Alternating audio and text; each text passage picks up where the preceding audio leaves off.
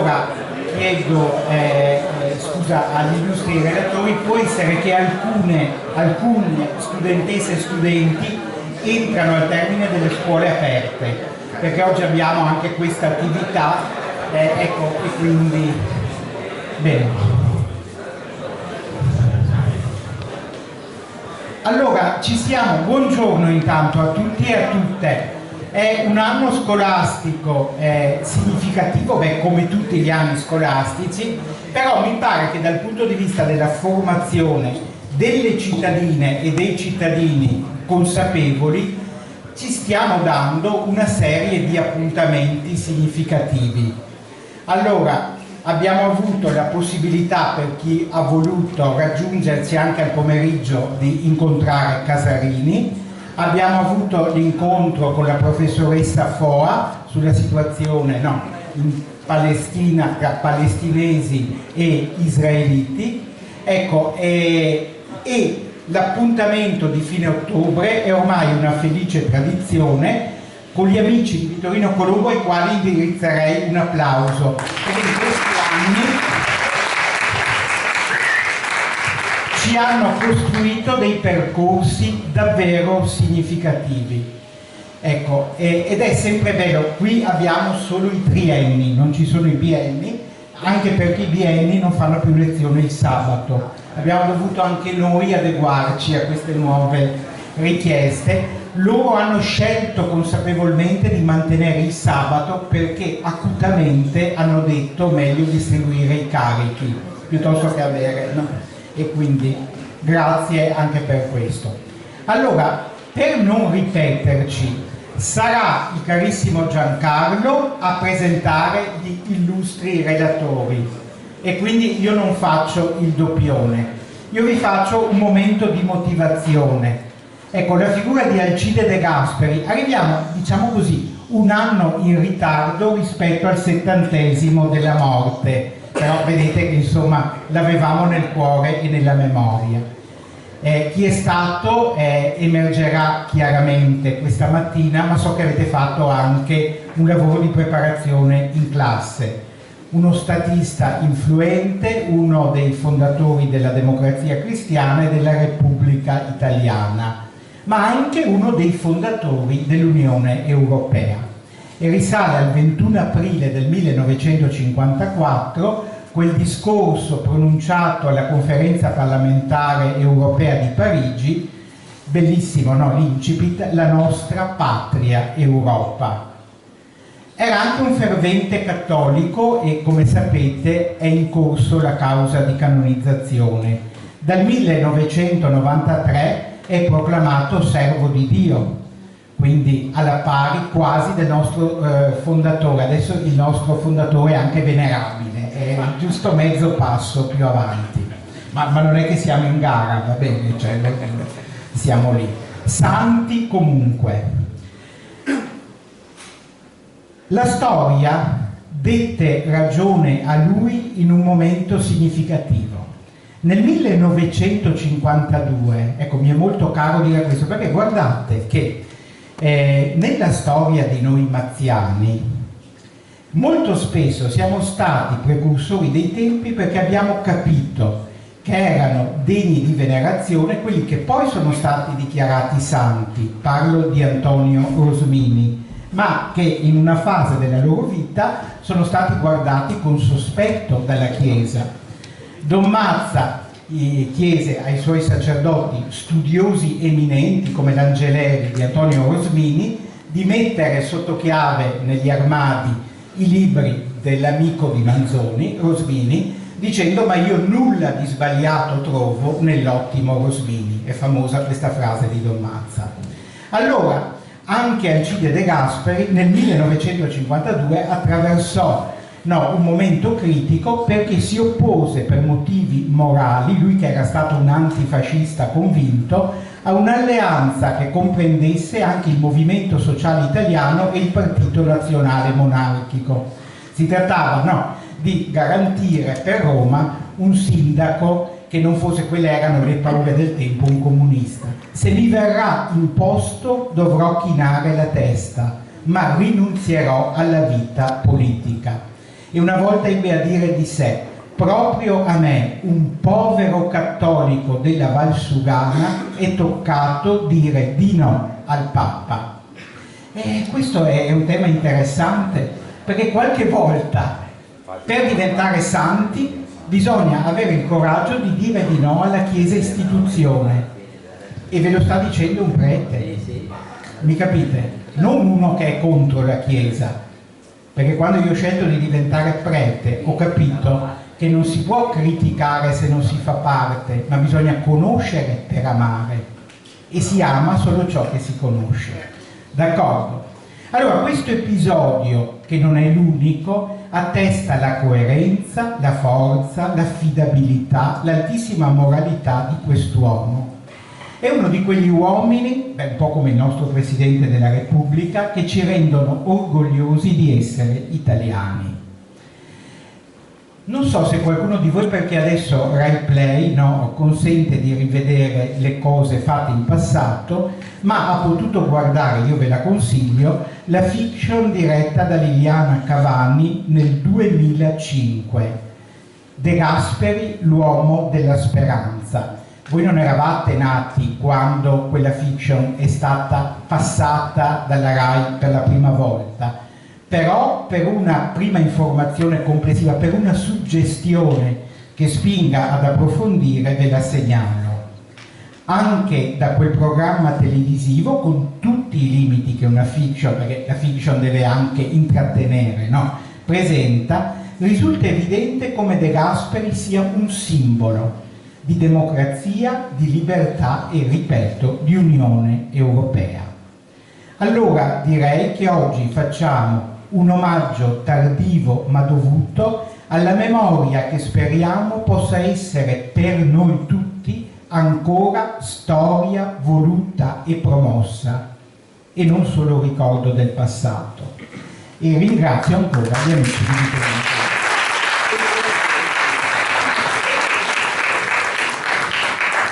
A nome dell'associazione Amici di Vittorino Colombo facciamo questi interventi ormai da 10 anni e scegliamo dei temi che cercano di essere, come dire, motivo di presentare dei valori testimoniati e vissuti dal nostro, diciamo, Vittorino Colombo, ma anche da tanti altri personaggi che sono poco o per nulla conosciuti, diciamo solo con persone di una certa età sanno il valore e la vita di De Gasperi, ma credo che molte delle cose che ha fatto De Gasperi non siano, soprattutto ai giovani, conosciuti, ed è lo scopo dell'incontro di questa mattina. Presentiamo i relatori: Tessari, Riccardo, Maria Pia Garavaglia, ex non nota, per i giovani, ecco, è stata ministro, è stata tante cose, insomma. Poi abbiamo la fortuna di avere con noi il direttore della Fondazione De Gasperi di Trento. Sapete che questa, oppure lo ricordo io, questa fondazione ha questo particolare pregio di portare alla luce tutto quanto è stata nella vita di De Gasperi, e De Gasperi ha avuto parecchie sfaccettature, parecchie, come dire, anche fasi storiche. Nato sotto la Repubblica, o meglio sotto l'impero austro-ungarico, è stato praticamente il costruttore della Repubblica Italiana. E infine il nostro carissimo amico che, come al solito, presenterà e dirigerà il dibattito. Un'ultima cosa, a parte ringraziare i presenti e chi ci aiuta in tutto questo, in particolare Don Fabio, ricordo a chi volesse iscriversi all'associazione, che è una libera associazione, lo può fare all'entrata. E vi lascio all'ascolto del dibattito e poi ci risentiamo alla fine. Grazie. Grazie Giancarlo, grazie. Benissimo. Qui davanti anche Mimmo Colombo, che poi alla fine dell'incontro ci verrà a salutare sul palco. Poi sentiamo anche Elio Pernigo, che vedo lì in prima fila, grande anima di questa associazione. Un applauso, insomma, se lo merita anche il presidente del cantine di Verona Turco, che alla pari di Mimmo salirà sul palco al termine di questo incontro. Allora, Hanno già detto tanto il preside e il presidente dell'associazione. Oggi tributiamo una figura politica, storica, eccezionale, dico da giornalista, una figura storica che è di un'attualità incredibile. Oggigiorno i temi che ci stanno interessando a livello geopolitico internazionale, a livello economico, a livello relazionale, di comunità, sono temi che De Gasperi ha affrontato nel suo periodo storico con grande intelligenza e consapevolezza, lo sentiremo dai nostri relatori che seguiranno. Ecco, quel modo di interpretare la storia come ha fatto De Gasperi deve essere un esempio e un modello, a mio avviso, insomma, per tutti voi ragazzi là in fondo, perché le sfide del futuro sono tantissime, del presente, non solo del futuro, sono tantissime, però affrontarle con quello spirito e con quella capacità anche di vedere e interpretare gli orizzonti futuri che ha avuto De Gasperi è sicuramente un modo per affrontare anche i momenti più turbolenti con sicurezza. Allora, Giancarlo ha già presentato gli ospiti, faccio un ulteriore passaggio. Alla mia sinistra abbiamo Marco Dorizzi, che è direttore della Fondazione Trentina Alcide De Gasperi, classe 87, una laurea in storia e dal 2016 è direttore proprio della fondazione, una fondazione che è nata nel 2007, poi sentiremo a quale scopo, e che lo vede protagonista però già da qualche anno prima rispetto al 2016, poi ce lo dirà lui. Maria Pia Garavaglia è già sottosegretario, già ministro con il governo Ciampi, appassionata di politica e non solo, è stata già ospite qui da noi su questo palco, quindi rinnoviamo anche per lei un applauso, insomma, per essere di nuovo qui con noi. E poi Riccardo Pessari, che è un giovane, ha ruoli manageriali all'interno di alcune imprese qui a Verona, ma è un appassionato soprattutto di De Gasperi a livello amatoriale, diciamo, ma a tal punto, lo diremo poi, è una sorpresa, non ve lo dico. Allora, partiamo con Dorizzi. Allora, direttore, per inquadrare la figura di De Gasperi non basterebbe una mattinata intera, un pomeriggio, una giornata, servono anni per capire la statura di questa figura politica e storica.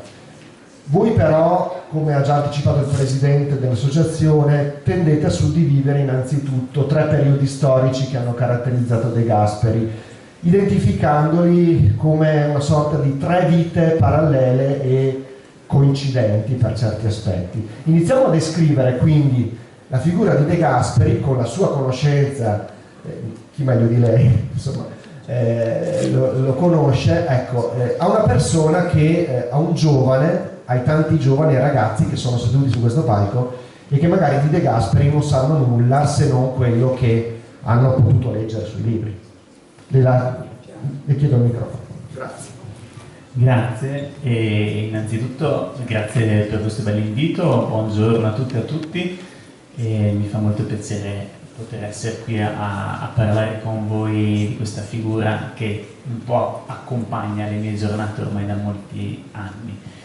E, come è stato detto, effettivamente la figura di Alcide De Gasperi, come tutti gli uomini e le donne della sua generazione, attraversa alcune discontinuità importanti, per cui ogni tanto si parla di 3 vite di Alcide De Gasperi. Ci sono 2 guerre mondiali che attraversano la sua esistenza e che cambiano un po' tutti i contesti.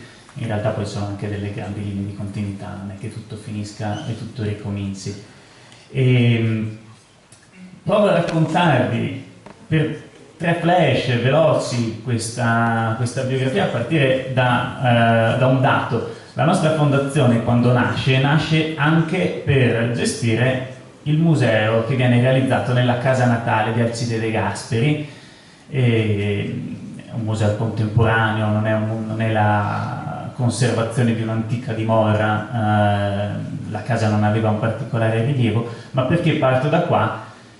Perché la casa di Alcide De Gasperi, che è diventata museo negli anni 2000, ci ricorda subito una cosa: uno dei padri fondatori della Repubblica Italiana, della democrazia italiana, dell'Europa unita, è nato a Pieve Tesino, e qui non vi vedo perché ci sono le luci, ma vi chiederei quasi di alzare le mani chi conosce dove sia questo luogo, ma ecco, qualcuno si vede. Alziamole, c'è qualche mano. Ecco, sì. Benissimo. Tre mani. Perfetto. Un paese che oggi conta 500 e pochi più abitanti e che quando Alcide De Gasperi ci nasce dista 12 ore a piedi da Trento. Trento, che non è manco come oggi capoluogo di provincia, è una città qualunque dentro a una regione che ha un capoluogo abbastanza lontano, a Innsbruck.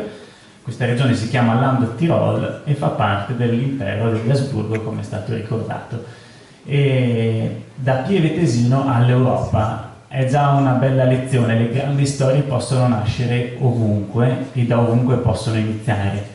Peraltro Alcide De Gasperi non nasce in un contesto che lasciasse presagire che quel ragazzo avrebbe avuto avanti un avvenire del genere. Era figlio di un gendarme, di un poliziotto diremmo oggi, non una professione particolarmente in vista a livello sociale, insomma è uno che non aveva la strada aperta. Peraltro, e questo è il primo flash sulla prima vita che vi vorrei dare, peraltro l'incontro oggi si parla di uomo politico statista. Allora la prima vita è di De Gasperi, quella che nasce il 3 aprile del 1881. Dal 1881 alla prima guerra mondiale, la prima vita è quella in cui il bambino diventa ragazzo, diventa uomo e diventa politico. E come accade tutto ciò?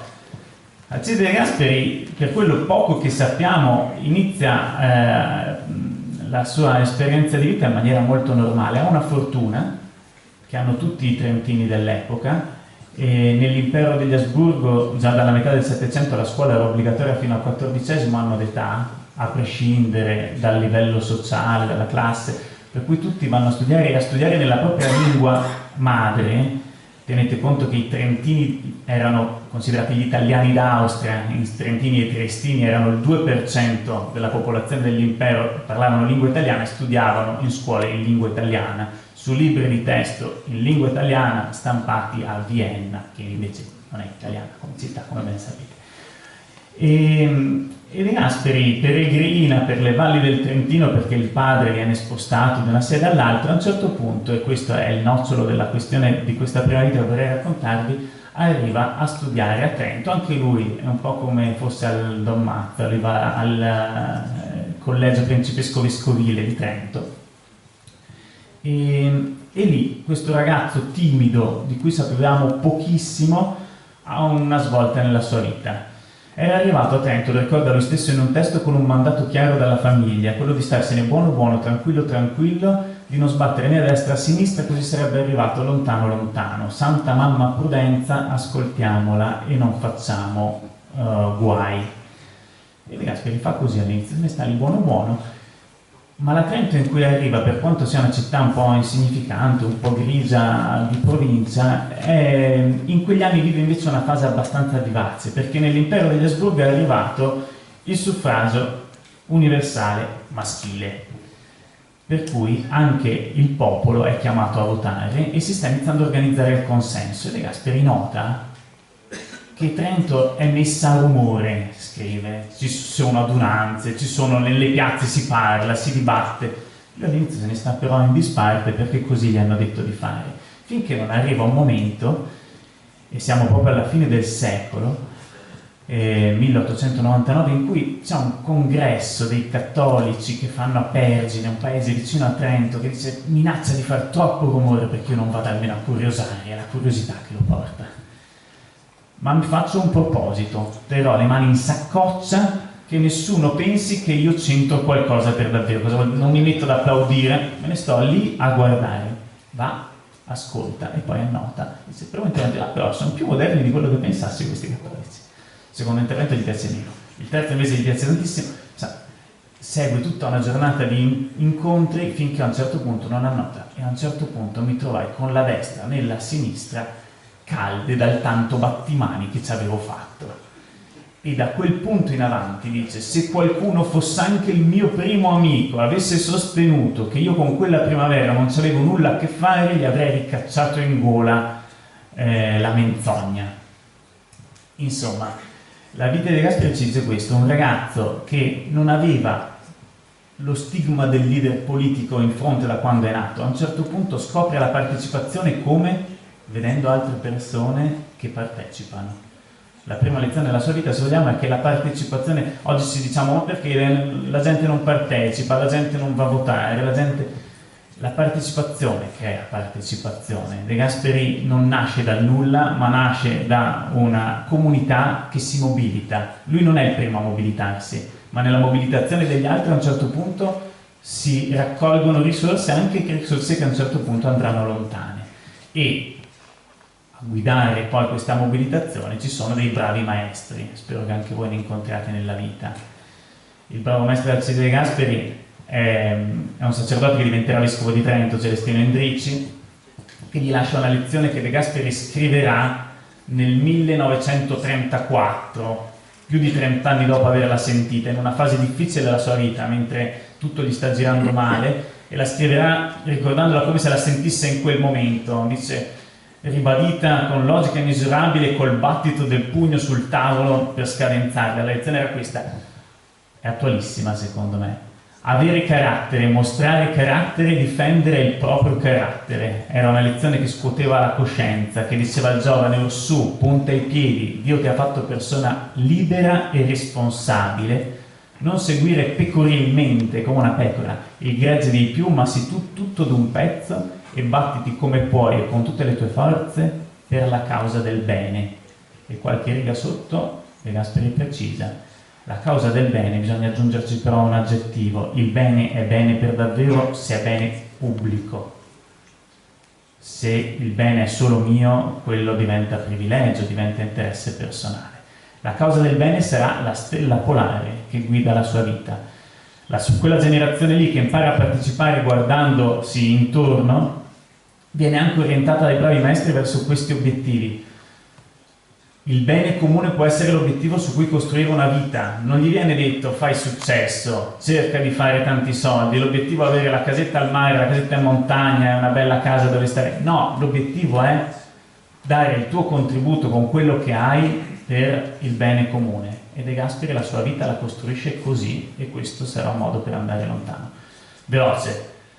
Diventa giornalista, inizia a fare giornalista, a 24 anni è direttore del giornale più importante del Trentino, diventa consigliere comunale, diventa parlamentare nel Parlamento di Vienna. Arriva la guerra, e il momento in cui il politico inizia a diventare statista, secondo me, è quando De Gasperi, che aveva creduto che la politica potesse essere uno strumento di bene, si accorge che la politica può anche essere uno strumento di male, può essere anche uno strumento di distruzione. De Gasperi attraversa la prima guerra mondiale, che per il Trentino è un momento di svolta importantissimo. Contate che durante la guerra in Trentino, adesso non posso stare qui a farvi tutta la lezione, ma forse avete un po' in mente, nel 1915, quando il Regno d'Italia entra in guerra contro l'impero, il Trentino diventa zona di guerra. Già da un anno prima 60.000 trentini erano a combattere lontano, 1 su 5 non tornerà a casa. Scoppia la guerra e altri 100.000 civili lasciano per 3 anni e mezzo le loro case, andando a vivere un po' ovunque, qualcuno in Italia e 70.000 in realtà nell'impero, in situazioni abbastanza disperate. E De Gasperi che cosa fa? Passerà la guerra a girare per i campi profughi dei trentini. Fonderà un comitato d'assistenza ai profughi del sud, così si chiama, insieme ad alcuni altri. È tutto un po' più complicato, semplifico un po'. La zona che copre De Gasperi sono 580 km per 280 da mappare facendo il giro e stando con la gente. Ci sono dei resoconti bellissimi degli incontri che fa con le persone, con i profughi, cammina con loro e ne ascolta le storie, ne racconta i sogni e capisce che cosa significa essere fragili e di come la politica possa fare anche tanto male. E a quel punto si rende conto che le idee sono importanti, l'aveva sempre detto, non basta averle le idee, bisogna anche agitarle, ma non si può mettere lo Stato al servizio delle proprie idee, bisogna mettere le proprie idee al servizio dello Stato. E questo è il passaggio che porterà De Gasperi a diventare in qualche modo statista. C'è un bene superiore di fronte alle quali anche il proprio pensiero a un certo punto devi saper trovare una strada, non possiamo fare tutto solo per l'interesse. Servire bene comune vuol dire anche questo, vuol dire ogni tanto rendersi conto che ci sono dei beni più importanti di fronte ai quali bisogna anche mettersi in discussione. La seconda vita di Alcide De Gasperi era una vita difficile, la guerra apre un periodo complicato, il Trentino entra a far parte del Regno d'Italia, De Gasperi diventa parlamentare a Roma, la storia è un po' complessa, ma se vi ricordate un po' di storia d'Italia, nell'immediato dopoguerra, dopo alcuni mesi complicati, arriva subito la marcia su Roma, ottobre del 22, il primo governo Mussolini, a cui il Partito Popolare, di cui De Gasperi fa parte, peraltro dà fiducia, con grande difficoltà anche nella gestione interna al partito. Di fatto però De Gasperi presto inizia a dire uno dei suoi più importanti no, che è quello al regime, che è quello al fascismo, e diventa uno dei protagonisti dell'antifascismo italiano, finisce in carcere, gli casca il mondo addosso. Lui che c'è un bellissimo biglietto che abbiamo riprodotto anche al museo, che lui stesso chiama Parabola di 30 anni. De Gasperi è uno che per un certo punto ha una vita di grande ascesa sociale, figlio del gendarme, diventa importante, diventa il segretario generale del Partito Popolare Italiano dopo la cacciata di Sturzo, e poi a un certo punto questa linea scende, perde tutto, finisce in carcere, è già diventato padre, ha 2 bambine piccole, non può più vederle, non ha più un lavoro. Quando verrà liberato dal carcere nessuno gli dà da lavorare, racconta gli incontri con gli altri parlamentari del suo stesso partito che lo schivano, perché salutare De Gasperi non è una bella cosa in quel momento. E mentre in carcere però scrive una lettera fondamentale, ne scrive tante molto belle, alla moglie, in cui si chiede: ma avrò fatto bene a portare avanti la mia battaglia politica fino a mettere la mia famiglia in secondo piano, fino a farvi passare tutto questo? E si risponde di sì, e poi spiega anche il perché. Perché la politica, per qualcuno la politica è un breve itinerario di scarsa importanza, per lui fin da ragazzo era la mia missione. E la missione che cos'è? È quella cosa che si fa anche quando non porta un frutto immediato, anche quando porta solo sconfitte e sofferenze, ma vale non per il risultato che porta, ma vale per la cosa in sé. E per De Gasperi la politica era questa.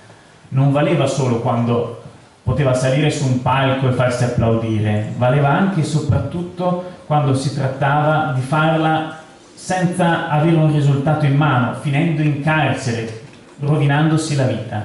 Valeva anche in quel momento. Per 15 anni se ne starà ai margini della vita, e poi la terza vita di Alcide De Gasperi dopo la seconda guerra mondiale sarà quella in cui, passate le soglie dei 60 anni, lo si diceva prima, quando la gente inizia a pensare alla pensione, lui diventa De Gasperi. Non ce lo ricorderemo se fossimo. Aveva già scritto il testamento, aveva già pensato che fosse tutto ormai andato, e invece la vita gli dà, passati i 60 anni, un'occasione. Non solo si può partire da ovunque, anche da Pieve Tesino, per scrivere una grande storia, ma non c'è mai un buon momento per iniziare a scriverla. De Gasperi la scrive passati i 60 anni, non che prima non avesse fatto nulla, ma l'occasione per scrivere pagine di storia dell'Europa, oltre che dell'Italia, gli arriva quando non se lo aspettava più. E su questo ci sarebbe molto da dire, ma vi dico solo una cosa perché poi passo e poi ci torneremo. E ci sono tante lezioni in quel decennio degasperiano in cui l'Italia diventa repubblica, sposa la democrazia, ritrova credibilità a livello internazionale dopo 20 anni di fascismo e diventa uno degli stati fondatori dell'Europa Unita, della CECA prima e poi della CEP, che non vedrà la vita, ma su questo magari poi ci torneremo. Qual è la lezione di quegli anni che viene da Alcide De Gasperi? Io ne tiro fuori una molto semplice, quasi banale, ma fondamentale. C'è più merito nell'unire che nel dividere.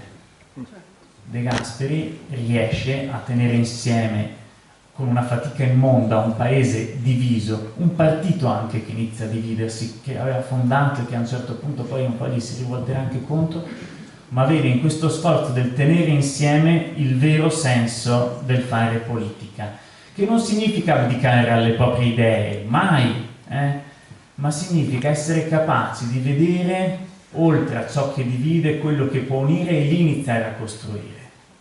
Sembra facile, ma non lo è per nulla. E l'altra cosa, altrettanto importante, è questa, qui poi mi fermo. Gli scienziati della politica a volte distinguono in 3 categorie. Ci sono i rivoluzionari che vedono le possibilità ma non vedono i limiti che la storia pone. Ci sono i conservatori che vedono i limiti ma non vedono le possibilità. E poi ci sono quelli come De Gasperi che imparano a vedere le possibilità dentro i limiti. Il mondo non è mai come lo vorremmo.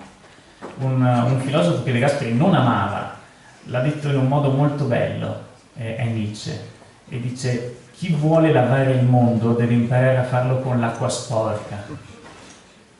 E questa sarà la lezione di De Gasperi. Il mondo va preso per quello che è. Dirà Aldo Moro anni dopo: il nostro compito non è giudicare il tempo che ci è dato, ma viverlo. E De Gasperi farà esattamente questo, e con le risorse che avrà, poche, riuscirà a fare tanto, lasciandoci in eredità un'Italia democratica, un'Europa che cercava di unirsi e che forse potrebbe cercarlo ancora. La sua ultima lezione, davvero forse l'ultima, la dice pochi giorni prima di morire. Si rende conto di non aver compiuto la sua opera e dice: la nostra piccola mente umana non vorrebbe arrivare al di là col lavoro bello e fatto, ma siamo solo utili, non indispensabili. E il segreto della storia è che dovremmo lasciare prima o dopo a qualcun altro che verrà dopo di noi. Il nostro compito è incompleto, ma così il mondo va avanti. Grazie direttore, perché con questo primo intervento ci ha ricostruito una panoramica temporale ma soprattutto valoriale che ci ha dato un quadro perfetto di De Gasperi. Vedevo nel frattempo, passi pure il microfono all'onorevole Garavaglia. No, prego. Vengo a lei,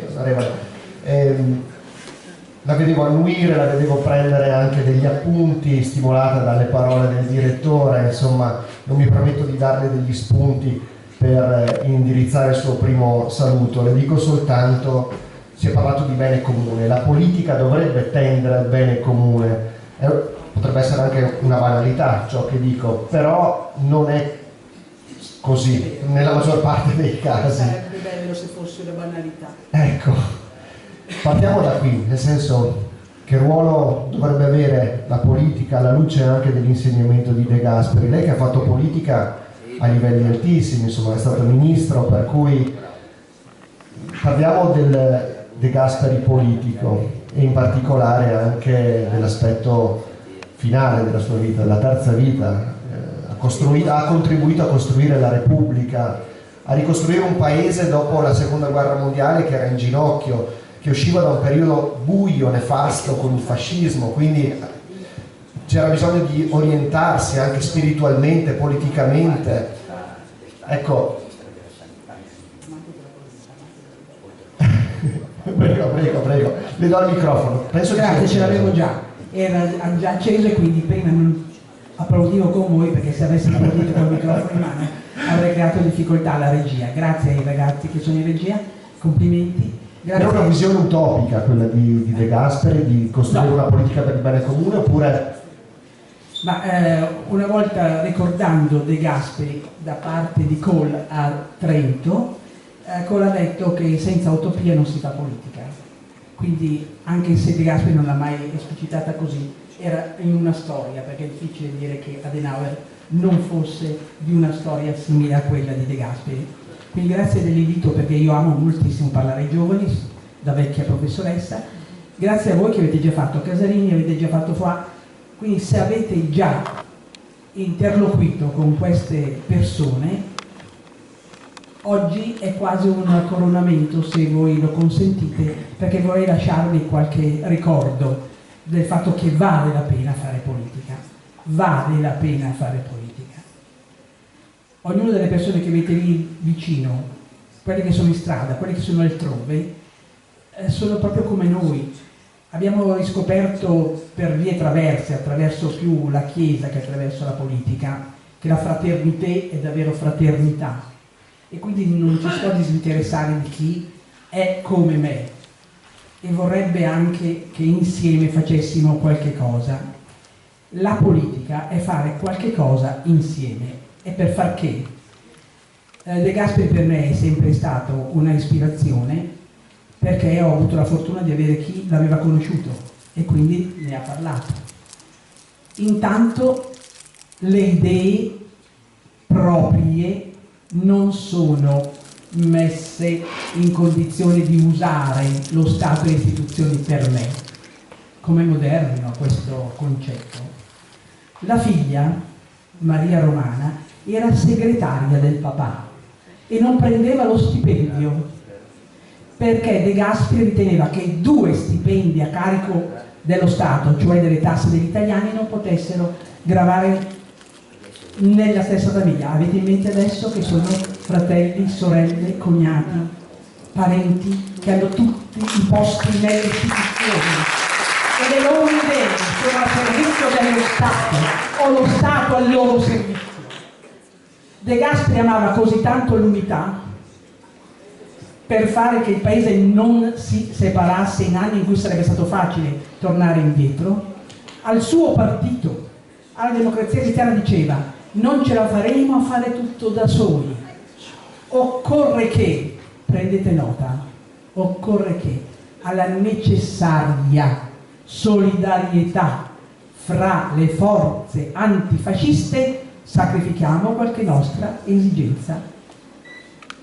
Adesso perdiamo le elezioni, dipende da che parte si sta, perdiamo le elezioni perché comunque non c'è la necessaria solidarietà. Io dico necessaria solidarietà oggi delle forze antifasciste, perché questo paese, il fatto che siamo qui a Verona in una scuola libera è perché c'è stato De Gasperi. Il rischio era che fossimo al di là della cortina di ferro, è un rischio corso sul serio e voi giovani non potete immaginare cosa sarebbe stato, perché sarebbero stati come la Jugoslavia, perché l'Italia ha avuto una resistenza fatta anche dai cattolici, ed è perché poteva esibire questa storia di cattolici impegnati a favore della libertà e della democrazia, che a Parigi, nella sede in cui si discuteva la pace, ha potuto andare fiero di essere italiano, umile come un vincitore. Credo che se avete studiato un po', come mi è parso di capire dal preside, forse il discorso di Parigi vi è chiaro. Se non vi è chiaro un pochettino ve lo leggo, perché è, come dire, è anche edificante per capire come si parla in politica. I primi ministri sono miti, i primi ministri spiegano, i primi ministri non insultano, i primi ministri parlano pacatamente. Prendendo la parola in questo consesso mondiale, sento che tutto, tranne la vostra personale cortesia, è contro di me e soprattutto la mia qualifica di ex nemico, che mi fa considerare come imputato ed essere citato qui dopo che i più influenti di voi hanno già formulato le loro conclusioni in una lunga e faticosa elaborazione. Cioè sapeva che il giudizio era già negativo, doveva rinunciare a qualcosa l'Italia, era un'Italia da ricostruire, è stato il costruttore dell'Italia, è il titolo di un libro, ma il libro dice esattamente che questo fu De Gasperi. Vorrei ricordare, nella mia qualità di presidente dell'Associazione Nazionale Partigiani Cristiani, che il 25 aprile è una festa indetta da De Gasperi. Con un decreto del 46 ha stabilito la festa nazionale della liberazione. Chi crede che il 25 aprile è una festa appaltata ad altri o che è di altri fa un falso storico e usa quella festa per dividere e pensare che era la festa che celebrava l'unione degli italiani. Per fortuna, quella unione realizzata con il sangue e la fatica di molti italiani, di tanti civili, di tanti preti. Prima sentivamo il maestro di De Gasperi, molti dei giovani partigiani italiani hanno avuto sacerdoti come maestri, 141 sono i sacerdoti martiri della Resistenza, molti dei quali oramai beati. Quindi il bene comune è questo, nel senso di dare la vita a chi davvero col sangue e chi con la propria personale, il proprio personale sacrificio. I sacrifici di De Gasperi sono stati tanti, appioppati anche ai suoi familiari. L'offesa finale di essere stato così dileggiato per cui ha dovuto perfino entrare in un tribunale per vincere però la causa.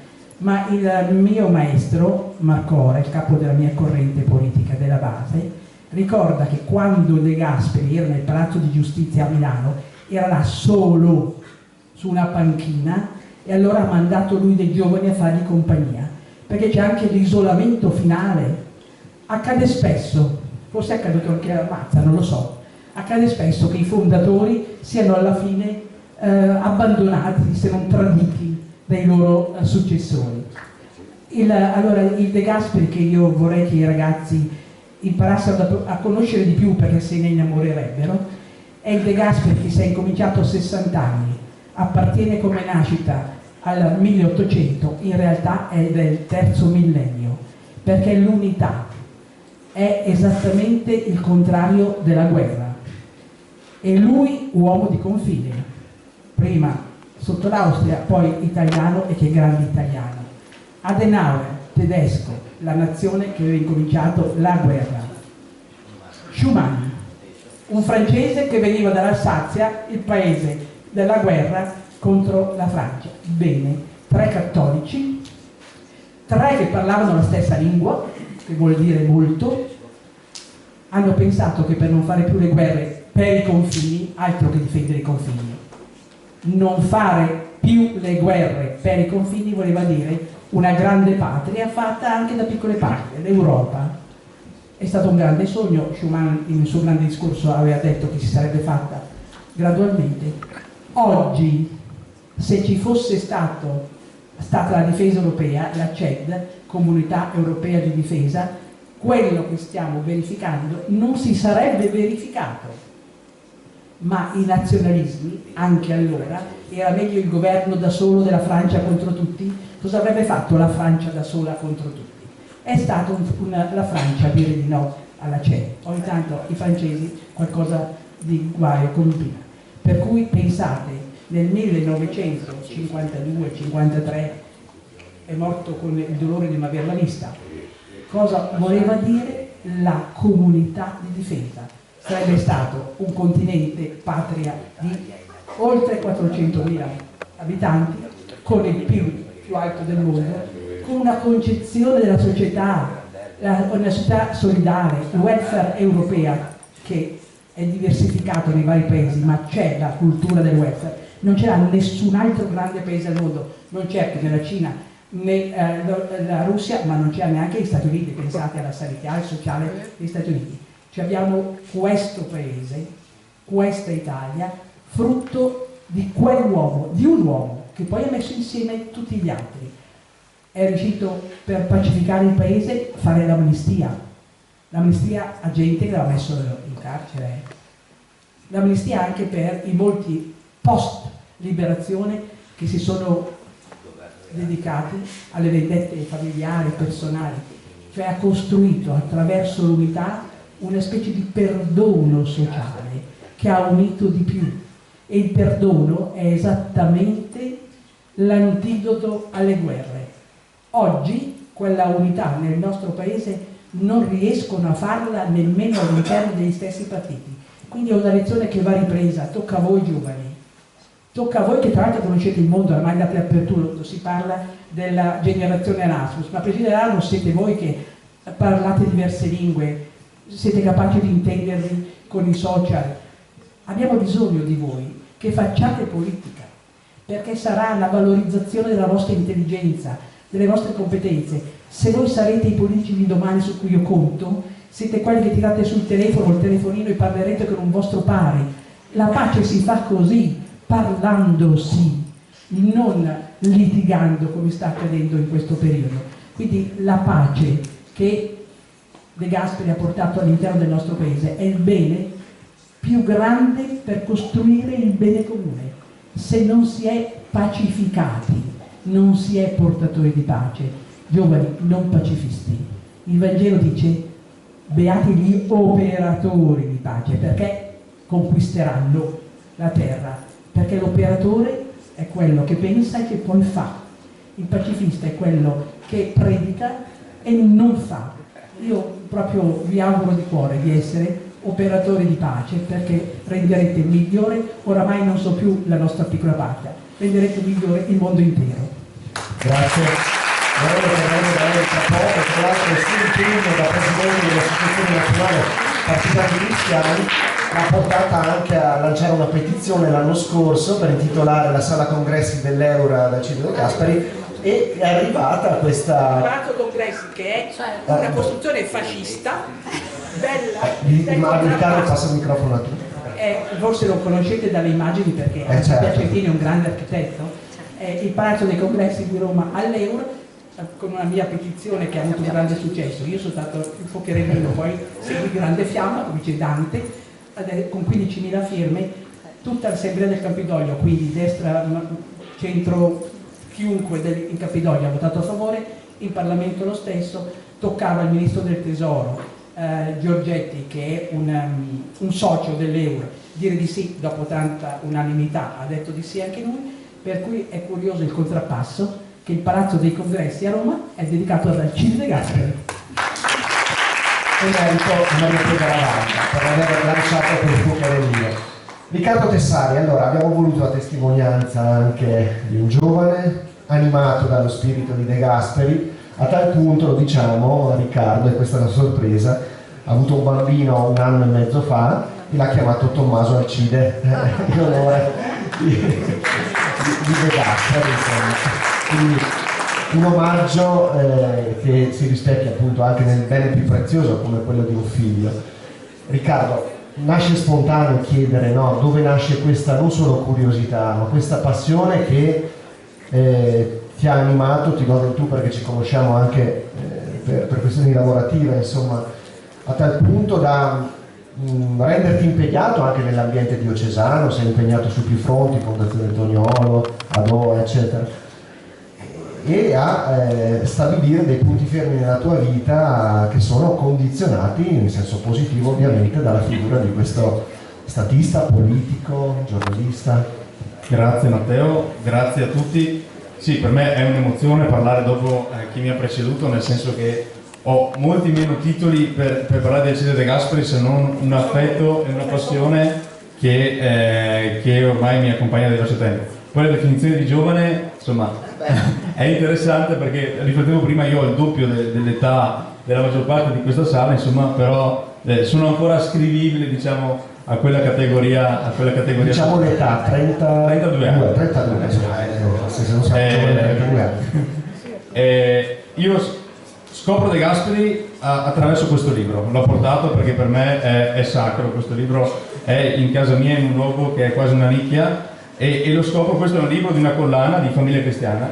Io avevo una vecchia zia che era la sacrestana del paese, che aveva fatto la campagna elettorale del 48, quindi insomma nell'azione cattolica ha avuto una storia sua di impegno molto forte, e io ero un appassionato di storia, avevo 12 anni, mi piaceva molto la storia, mi piaceva la storia dei grandi uomini, e quindi Famiglia Cristiana aveva fatto questa collana sugli statisti, e quindi avevo ogni settimana, arrivava mia zia, mi portava Napoleone, Churchill, Stalin, Hitler, Mussolini, erano tutti nomi che io conoscevo, insomma.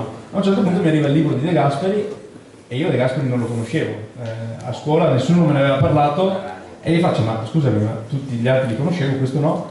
E lei mi fa: guarda, questo è l'unico che ha fatto cose veramente buone, quindi prova a leggerlo e vedrai che ti piacerà. Io lo leggo e scopro un eroe. Per me De Gasperi, che insomma è descritto come figura istituzionale, seria, anche questo sguardo un po' arcigno se vogliamo, la maggior parte delle foto di Gasperi sono in bianco e nero, quindi insomma un giovane di fronte, non ci sono i grandi quadri di Napoleone o le grandi anche esposizioni estetiche di altri eroi, tende magari ad essere un po' fredda come figura. In realtà io scopro veramente un eroe quasi omerico. Io collego spesso la figura di De Gasperi a quella di Ettore. Per me De Gasperi è è un eroe perché ha avuto una vita di un'adrenalina e di un'avventura impressionante. Lui ha vissuto alcuni episodi della sua vita che hanno poi costruito la figura e la capacità di affrontare anche determinate complessità, ma che, se pensiamo agli eroi che all'epoca i miei coetanei avevano, che magari erano gli sportivi, all'epoca c'era Kakashi, Shevchenko, quelli erano gli eroi dei miei compagni di classe, e io dicevo, caspita, guardate che per me l'eroe è veramente Alcide De Gasperi. E molto è stato già detto della sua vita, di alcuni episodi. Io collego due caratteristiche di De Gasperi che secondo me l'hanno portato ad essere eroe, e poi vorrei citare qualche episodio aggiuntivo rispetto a quelli che sono stati già detti. Le due caratteristiche per me sono: il primo, una chiara consapevolezza, lo diceva anche prima Marco, di cos'è il bene, fin da piccolo, fin da giovane, e una coerenza costante in tutta la sua vita nell'essere ancorato a quella sua idea di bene e a quella sua idea di uomo. Se io adesso chiedessi a voi, soprattutto a voi ragazzi, cos'è per voi l'uomo? Che cos'è per voi il bene dell'uomo? Caspita, è difficile oggi poterlo descrivere in una cultura anche magari che ci porta diverse idee di uomo, anche molto liquide, anche che cambiano frequentemente. La cosa bella di De Gasperi è che in tutta una vita turbinosa, in cui ci sono salite, discese, come diceva prima Marco, anche molto repentine, lui tiene costantemente un fil rouge etico, un fil rouge di visione, che è la sua idea di uomo e di cos'è il bene per l'uomo, e cerca di interpretarlo in tutti i contesti della sua vita. Lui ha avuto una buona parte della sua vita in cui è stato qualcuno, poi una buona parte della sua vita, paradossalmente, nell'età in cui solitamente le persone esprimono di più, costruiscono di più, in cui non è stato nessuno, e, come diceva prima Marco, l'ultima parte della sua vita in cui solitamente ci si riposa, in cui lui è appunto diventato De Gasperi. E l'altro tema è il forte senso di paternità che ha De Gasperi, che è una paternità generativa ampissima. È bellissimo leggere le lettere che De Gasperi scrive alle sue figlie, è straordinario leggere le lettere che scrive alla moglie. Cioè, io ho scoperto un eroe anche romantico in De Gasperi. Ci sono delle lettere, adesso invito tutti, insomma, avete un'età in cui il romanticismo, l'amore sicuramente ha una forte cittadinanza nella vostra vita, vi invito davvero a leggere le lettere che lui scrive a sua moglie. Lui si sposa a 40 anni, lui si sposa anche in un'età avanzata, adesso magari anche normale, però insomma all'epoca era un'età avanzata per sposarsi, e scrive di quelle lettere, soprattutto nei momenti più di difficoltà, verso la moglie, che sono di una tenerezza, di un amore infinito, come verso le figlie. Ma la paternità di De Gasperi è una paternità verso una nazione. Lui è un padre, oggi viene definito padre costituente, ma lui è un padre nel senso che ha voluto bene agli italiani, ha voluto bene ai trentini prima di tutto, ha voluto bene agli italiani, e questo voler bene lui l'ha tradotto in una serie di scelte, riflessioni, anche complesse, se vogliamo, anche non immediate, che oggi non sarebbero forse comprese nel linguaggio della politica attuale, non porterebbero voti, ecco, ma che in realtà esprimono una forte coerenza della propria missione rispetto a quella visione. Cito qualche episodio secondo me significativo. Il primo, De Gasperi è stato arrestato 2 volte nella sua vita, perché è stato arrestato anche da molto giovane, perché ha fatto una protesta studentesca, ok? De Gasperi non è stato un 68ino evidentemente, anche perché nel 68 purtroppo non c'era più, però lui la prima volta in cui viene arrestato perché lui voleva contribuire, protestava per una facoltà italiana appunto all'università di Innsbruck. Un altro episodio significativo è questo, magari ve la lancio lì, perché insomma i giovani, uno che protesta, insomma, sta subito anche più simpatico. Un altro episodio significativo è il suo approccio appunto alla prima guerra mondiale. Lui all'inizio è neutralista, siamo nel Trentino in cui c'è l'irredentismo, quindi oggi noi in tutta la celebrazione, anche le celebrazioni pubbliche, la prima guerra mondiale, il 4 novembre, abbiamo i monumenti, le bandiere, insomma c'è una narrazione di gloria nazionale, ed è anche giusto, insomma le narrazioni compongono anche le nazioni. Però De Gasperi in quel momento lì era contro la guerra, pur essendo nel Trentino che non era unito all'Italia. Perché? Perché voleva bene i trentini e sapeva che quella guerra sarebbe stata combattuta tra le case dei trentini, tra le stalle dei trentini, e che le prime vittime sarebbero state loro, e purtroppo ha avuto ragione, insomma. E quindi lui dice, pur avendo un collegamento verso la patria Italia, verso la cultura italiana, All'inizio lui teme questo perché vuole bene alle persone che aveva intorno, poi in realtà vede la crudeltà anche del regime asburgico in quel momento verso gli italiani, e insomma durante la guerra lui fa un progressivo passaggio anche cercando il più possibile di arrivare al ricongiungimento con la patria italiana.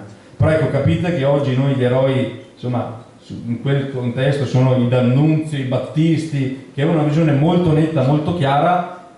Una visione come quella di De Gasperi può essere considerata una visione di una tendenza diversa della storia, ma sicuramente molto più collegata a un bene, a un concetto di bene dell'uomo. Un'altra cosa per me molto interessante è il referendum Repubblica-Monarchia, in cui insomma la DC non prende posizione netta, e lui ci tiene, esatto, esattamente, ma lui, fra il nord e il sud. esattamente, ma lui porta una visione molto interessante. C'è un discorso, adesso ve lo riprendo perché rischierei di dirvelo parzialmente, eccolo qui, in cui dice, fa un richiamo agli italiani, dice: guardate che la Repubblica è un'assunzione di responsabilità, perché finché c'è la monarchia c'è il re che decide, ma se c'è la Repubblica, lui dice: volete instaurare la Repubblica, cioè vi sentite capaci di assumere su voi, popolo italiano, tutta la responsabilità, tutto il maggior sacrificio, tutta la maggior partecipazione che esige un regime il quale fa dipendere tutto, anche il capo dello Stato, dalla vostra personale decisione espressa con la scheda elettorale? Se rispondete sì, vuol dire che prendete impegno solenne e definitivo per voi e per i vostri figli, quindi per noi, di essere più preoccupati della cosa pubblica di quello che non siete stati finora. Quindi il tema anche della scelta della Repubblica non è un tema ideologico, è un'assunzione di responsabilità. È una cosa che oggi è inimmaginabile in un discorso pubblico. Se ci fosse oggi un referendum monarchia-repubblica, fosse stato oggi quei linguaggi oggi della politica, un linguaggio come questo, insomma, non è considerato molto alla moda, molto fresco. Esattamente. Quindi anche questo è un altro tema. L'altro tema lo citava prima chi mi ha preceduto, il tema dell'operazione Sturzo. L'operazione Sturzo fu una grande difficoltà per De Gasperi, anche personale, insomma è stata descritta. Io completo quella descrizione lì perché qualche mese dopo De Gasperi chiede udienza, o comunque viene accompagnato, insomma, per chiedere udienza al Papa perché la figlia aveva preso i voti, aveva avuto perché era il 30° del suo matrimonio. Ah, ecco, la motivazione era questa, grazie del richiamo, e il Papa gliela rifiuta. E lui dà una risposta che per me è bellissima. La risposta è: io come cattolico accetto l'umiliazione.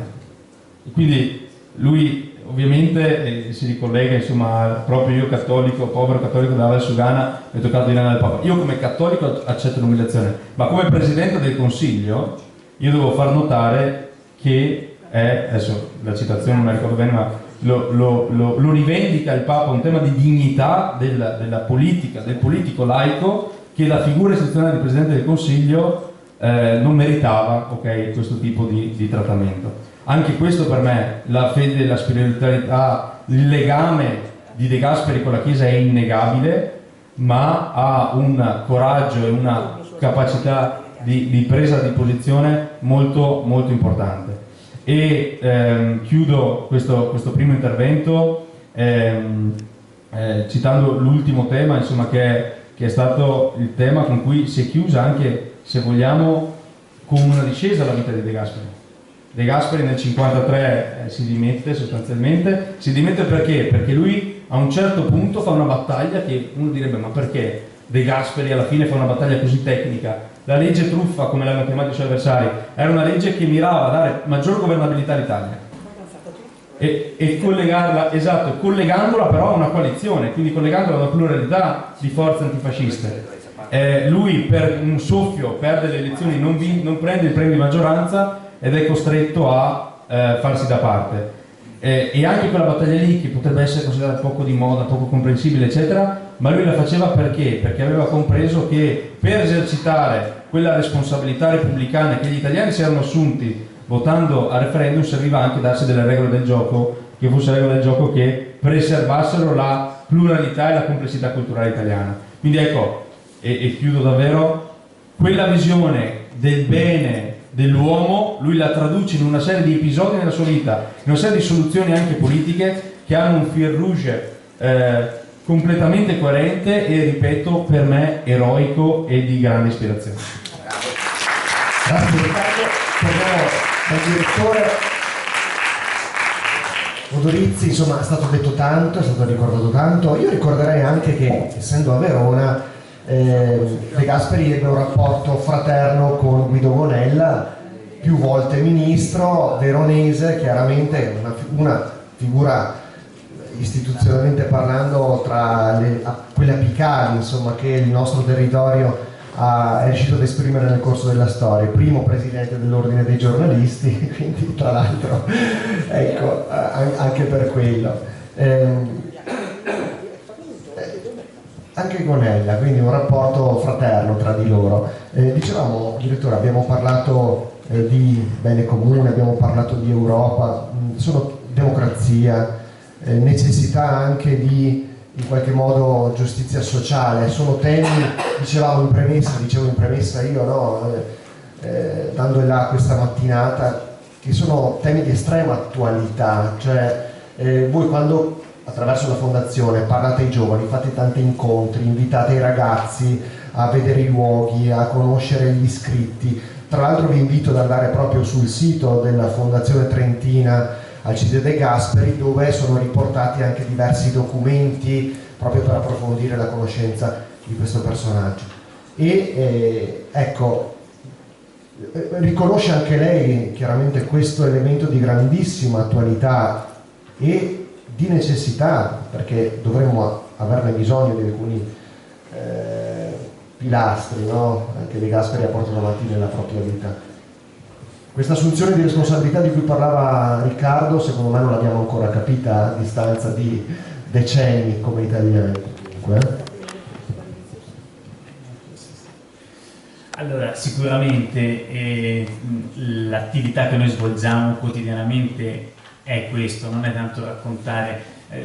C'è un passaggio simbolico importante nel Museo Casa De Gasperi che mi aiuta a spiegare questo concetto. Il Museo Casa De Gasperi, che è un percorso appunto, come dicevo, multimediale, contemporaneo, non ci sono dentro al tavolo vecchio e dove faceva colazione il piccolo Alcide De Gasperi, non c'è nulla di tutto ciò.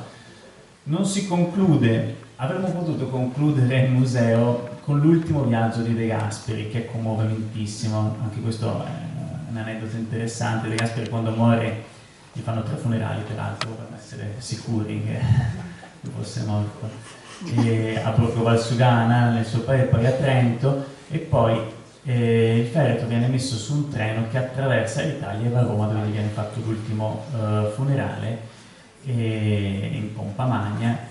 E commovementissimo è che questo treno, mentre attraversa l'Italia, si ferma ad ogni stazione, la gente accorre, si mette in ginocchio a salutare questo, come è stato detto, questo che in quel momento viene riconosciuto come un padre in qualche modo.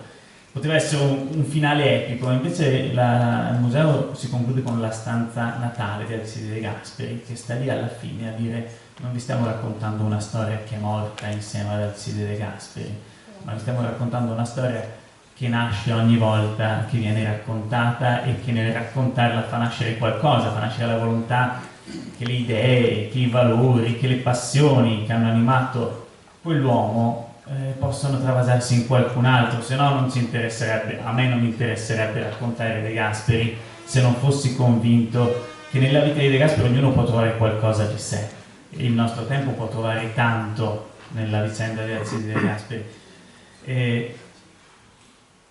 3 esempi tra i 1000, perché poi ognuno può trovare quello che crede lui. Io vi dico 3 cose che a me oggi stimolano particolarmente. La prima è stata un po' richiamata quando si parlava del rapporto di De Gasperi col tema Italia, quando faceva parte dell'impero degli Asburgo. Anche qui il concetto sarebbe un po' più complesso, ma lo taglio giù un po' diritto.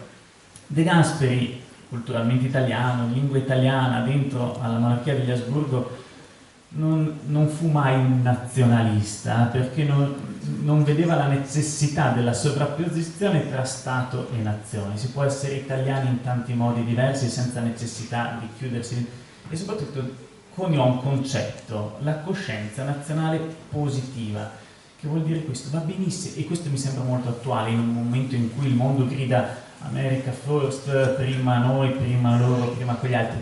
E diceva, se siamo in un'epoca in cui la globalizzazione ha riaperto il tema delle appartenenze, delle identità, e c'è stato in questi anni la corsa ad accaparrarsi, a sentirsi parte di qualcosa. De Gasperi diceva questo: coscienza nazionale positiva vuol dire benissimo sentirsi parte di un gruppo, ad un patto però che questa identità non serva a chiuderci quando ci sentiamo attaccati, ma ci serva soprattutto ad aprirci nel quotidiano, a fare qualcosa in più per la mia comunità, per il mio gruppo. Allora quella identità diventa positiva, ci porta a fare qualcosa. Se ci porta solo a negare qualcosa a qualcun altro, non c'è così utile. Quell'identità è un identitarismo probabilmente sterile. E questo mi sembra un buon principio. Positivo è una parola chiave per De Gasperi. Guardate sempre a quello che si può fare, non a quello che si può negare ad altri. È anche questo un buon modo per fare politica, è anche un buon modo per concepire l'identità, più che prima noi. Se ci sentiamo parte di un gruppo, vediamo noi. Ecco, l'identità può essere qualcosa che sta dietro alle spalle, quello che siamo stati, o può essere qualcosa che sta davanti, quello che vorremmo essere. De Gasperi sceglieva questa seconda idea di identità. L'identità è il nostro progetto comune.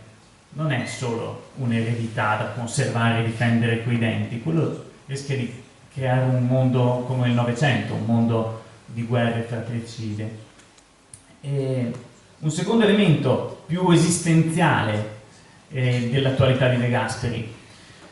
In un mondo che ci dice uno slogan che sembra bellissimo, ma su cui io sono un po' critico, non lo ero da subito, all'inizio mi era anche piaciuto, realizza i tuoi sogni, se vuoi puoi, eccetera, eccetera. De Gasperi invece dice: la sfida più grande è trovare il tuo posto in un contesto che è dato e che non puoi scegliere. Se ti illudi che puoi fare tutto quello che vuoi, questa retorica un po' del self-empowerment, vuoi arrivarci, lo puoi fare, non è sempre vero. A volte il mondo non ci arriverai lì, allora ci illudiamo di arrivare dove vogliamo, poi andiamo incontro a fallimenti e poi andiamo in depressione, perché allora siamo solo noi gli unici incapaci di piegare il mondo al nostro disegno. Invece De Gasperi nella sua vita ha lavorato esattamente sul contrario. Noi nel mondo siamo buttati lì e non scegliamo quasi nulla, possiamo solo scegliere dentro un contesto che troviamo e che non governeremo mai del tutto chi vogliamo essere, che posto vogliamo occupare, che testimonianza vogliamo lasciare.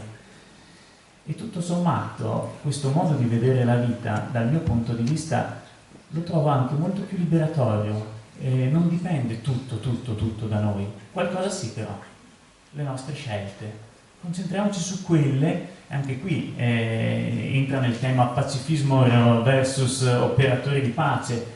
Magari non possiamo farla noi la pace nel mondo, però possiamo essere testimoni di pace, non solo nel momento in cui c'è la guerra fuori e ci fa schifo, e va benissimo, ma anche nel momento in cui possiamo scegliere la gentilezza contro l'arroganza, e quello succede tutti i santi giorni. La terza cosa, l'ultima, visto che si è parlato d'Europa e qui andiamo invece su un'attualità più politica, l'Europa tanto vituperata ha tantissimi difetti, rimane dal mio modo di vedere l'unica forma di potere, visto che prima ho usato questa parola, la uso di nuovo, di potere gentile che il mondo è stato capace di costruire. Guardatevi in giro le alternative, non sono luminose dal mio modo di vedere. De Gasperi, però, parlando d'Europa, invitava a non accontentarsi di un'unione che fosse una somma di interessi. L'unione vera la si fa quando si impara a decidere insieme sulle cose davvero importanti. Ecco perché la CED, prima l'ho accennata, la Comunità Europea di Difesa. Ho 2 minuti per spiegarla, o rubo troppo? Sì, assolutamente. La questione era questa: siamo nel secondo dopoguerra, il mondo è diviso in 2 blocchi, Unione Sovietica e democrazie occidentali, e in mezzo corre la cortina di ferro. Lo sapete, la cortina di ferro attraversa la Germania, divide la Germania Est dalla Germania Ovest. La Germania, dopo la guerra, dai trattati di pace, non aveva, si era potuta ricostituire in questo modo. La Germania Ovest occidentale, quindi con il blocco occidentale, non aveva un esercito, non lo poteva avere. I francesi non volevano che la Germania si riarmasse. Avete visto cosa hanno fatto? Adesso aspettiamo un po' prima di ridargli fiducia. Bene, quando scoppia la guerra di Corea, adesso non la faccio troppo lunga, e si ha paura che la guerra fredda diventi subito calda e che quindi ci siano di nuovo truppe che si sparano, abbiamo un confine tra il mondo occidentale e il mondo sovietico che è presidiato da una Germania disarmata. Cosa facciamo? La riarmiamo? I francesi dicono no, ferma, abbiamo detto di... E allora l'idea, vedete le possibilità dentro i limiti, facciamo un esercito unico europeo e riarmiamo anche la Germania dentro un esercito unico. De Gasperi lì dice benissimo, ma se abbiamo un esercito unico vuol dire che dobbiamo avere una politica estera comune, un ministro degli esteri europeo. E il ministro degli esteri europeo, la politica estera, questa fu una grande intuizione di De Gasperi, la politica estera guida anche quella interna. E come la vogliamo costruire la politica estera? Vogliamo delegare tutto a qualcuno oppure alla fin fine il modo migliore per allontanare la guerra dall'orizzonte è che anche la politica estera sia costruita su basi democratiche? Il trattato istitutivo della Comunità Europea di Difesa, mentre istituiva un esercito unico, preconizzava il Parlamento europeo, un'assemblea rappresentativa dove i popoli europei sarebbero stati chiamati a scegliere.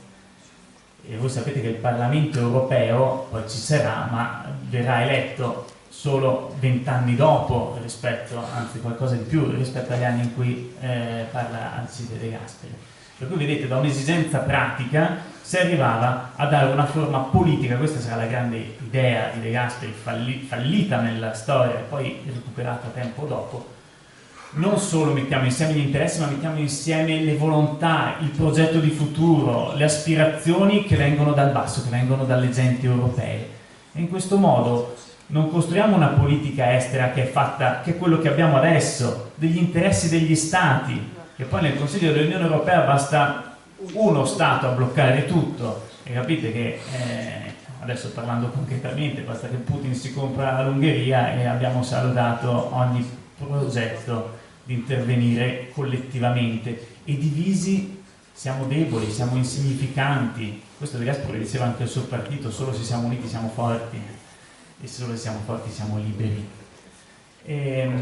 Ecco, certo, bisogna rinunciare a qualcosa. Il tema della solidarietà di cui parlava l'onorevole Garavaglia. Se non siamo in grado di rinunciare a qualcosa per un interesse maggiore, allora non la faremo mai l'Europa, perché certo che ognuno in un momento specifico ha un suo interesse da difendere, ma se si attacca solo a quello non si cammina, si rimane sempre fermi. E questa è la sfida, è il bivio di fronte a cui è anche oggi l'Europa. Vuole giocare una partita nel mondo, deve rinunciare a qualcosa per un interesse maggiore, oppure restiamo fermi lì dentro i nostri confini a ridurci all'insignificanza. Direttore, prima di passare di nuovo a Maria Pia, vi chiedo in maniera un po' provocatoria, ma De Gasperi ha qualche punto oscuro, qualche debolezza, qualche difetto? Sì, perché chi meglio di lei si è documentato, documenti alla mano, libri, approfondimenti, testimonianze, ecco, chiaramente lo stiamo dipingendo per quello che è stato, un uomo straordinario, irripetibile, però è un uomo. Io non credo irripetibile, speriamo di no. Speriamo di no.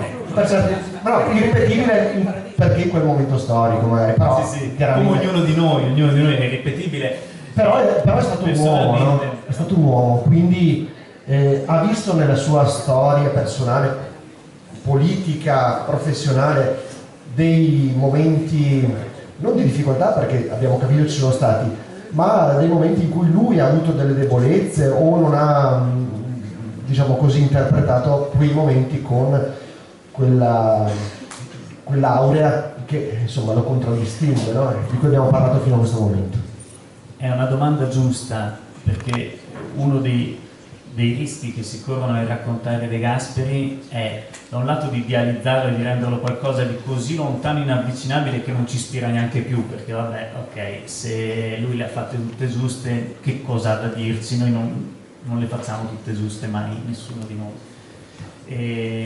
E poi perché il rischio è di costruire un simulacro di nostalgia e dire di De Gasperi non ce ne saranno più, aspettiamo che arrivi un nuovo De Gasperi, che è esattamente quello che De Gasperi per tutta la vita ha cercato. al suo partito diceva: non esistono gli uomini eccezionali, tantomeno in politica, nessuno è all'altezza dei problemi che deve fronteggiare, ci si prova insieme. Ok, dov'è che vediamo le debolezze di De Gasperi? Ne potremmo vedere varie. Ha fatto anche degli errori politici clamorosi. De Gasperi ha votato fiducia pure lui al primo governo Mussolini, poi se ne pente, poi torna indietro, però intanto la frittata, se vogliamo, era fatta. Aveva avuto posizioni molto più critiche all'interno del partito, c'erano altri che seguendo Cavazzoni soprattutto, avevano spinto molto di più in quella direzione. Non era sicuramente mai stato un entusiasta del fascismo. Mussolini lo conosceva bene e non l'amava già da tempo, però lì ha sbagliato. E forse anche l'Aventino fu un errore.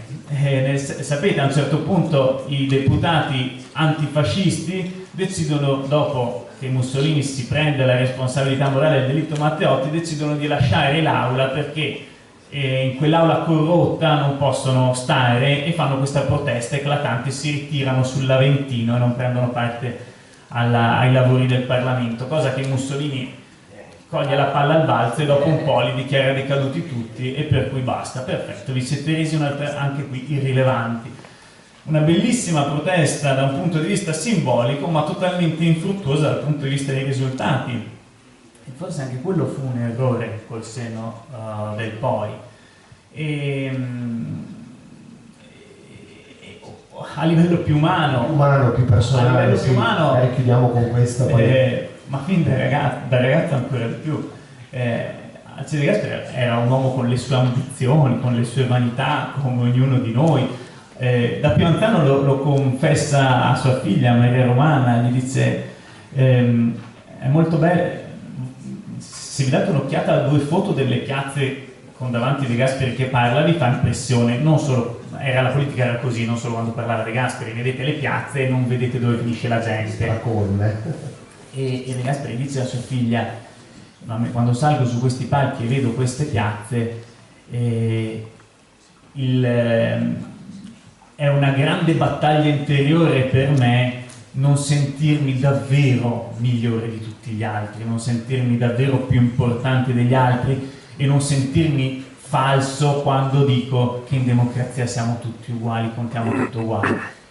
Perché De Gasperi è un uomo che, dopo aver perso, aver calpestato fango e percorso sentieri polverosi, un successo personale lo ottiene, lo raggiunge, e non gli faceva schifo, ma questo rischia di essere un'idea sbagliata anche. Non penso che il successo personale debba farci schifo se lo otteniamo in una maniera corretta, in una maniera legittima, mettendo a disposizione di un interesse non solo nostro, magari le nostre capacità.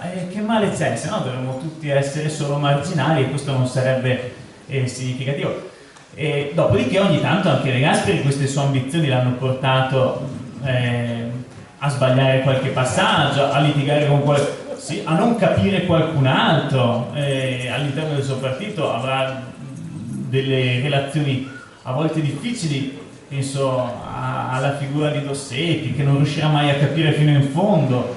E fin da ragazzo, e qui chiudo con l'aneddoto, che è un po' più grande di voi ma non molto, all'interno dell'associazione degli studenti universitari cattolici trentini, che è la prima associazione di cui diventa segretario, in cui inizia la sua crescita, a un certo punto lo espellono perché ha una reazione molto dura in un dibattito, a un certo punto sbatte la porta, se ne va via, e gli altri che rimangono dicono: no, vabbè, questo qua con questo caratteraccio cosa pensa di servire alla causa? Questo serve solo a se stesso, fuori, poi lo reintegrano.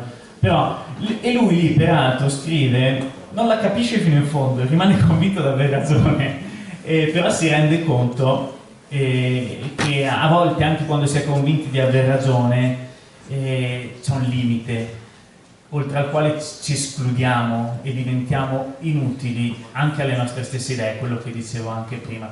E De Gasperi queste cose le ha vissute. Se pensiamo che lui abbia fatto sempre tutto bene, sempre tutto giusto, togliamo qualcosa più che aggiungere al personaggio, perché lo rendiamo un disegnino, una caricatura quasi. No, De Gasperi amava il dibattito, amava vincere, perdere, prendere sberle, dare sberle, sempre però senza, in metafora, il desiderio di far male. L'obiettivo non è mai, e l'obiettivo non è vincere per la vittoria. Ecco, questo in De Gasperi non c'è quasi mai. Non è uno che non volesse vincere, ma non per dire ho vinto. Non so se capite la differenza. Allora, per arrivare a un obiettivo. Vi do l'ultima cosa, poi non voglio davvero rubare il tempo.